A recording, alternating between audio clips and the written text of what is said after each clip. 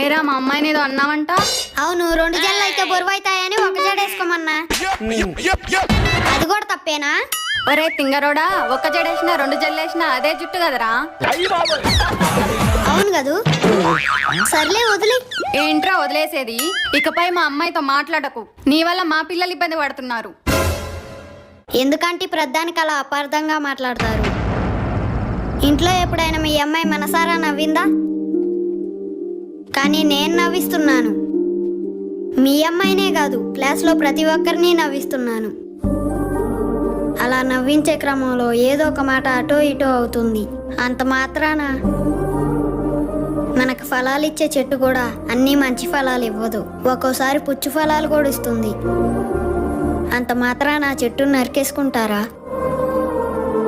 ఒకసారి మీరే ఆలోచించండి.